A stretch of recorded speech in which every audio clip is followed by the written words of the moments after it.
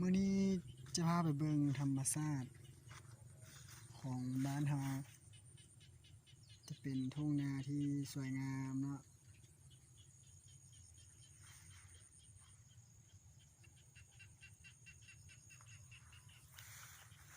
อันนี้จะเป็นการปลูกหัวสิงไข่ที่ว่า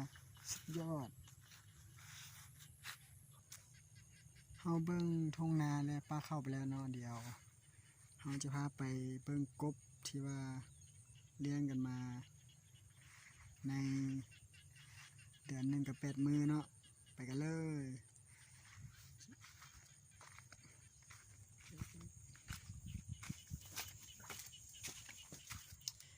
อันนี้จะเป็นกบ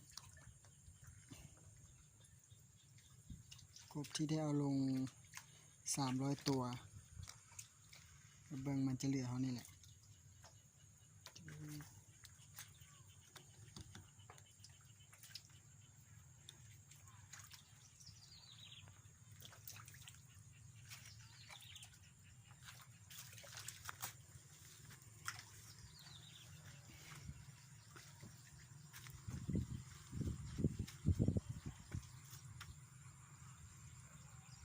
อันนี้จะเป็นอ่างปลาดุก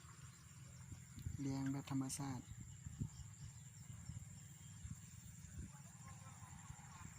และตัวนี้เราได้ลงกบและปลาดุกอย่างละ200เนาะ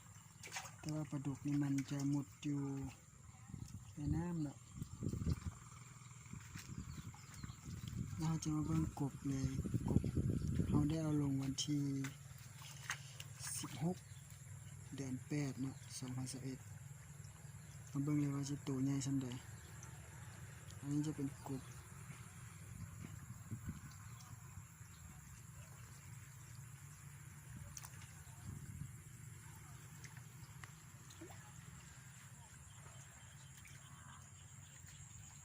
ตัวนี้จะเป็นอ่างที่ว่าเราจะเอากบมาเลี้ยงเนี่ยแต่ว่ายังบ่มีกบเถื่อ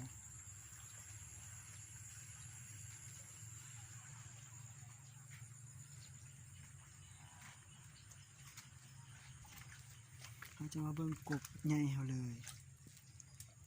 ว่ามันใหญ่ส่ำใด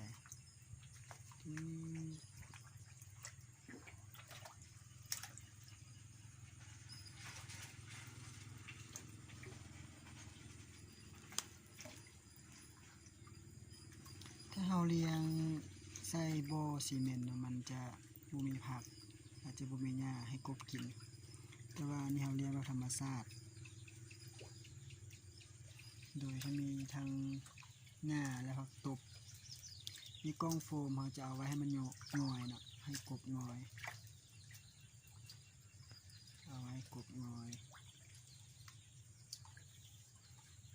นี่กบที่โตกับใบใหญ่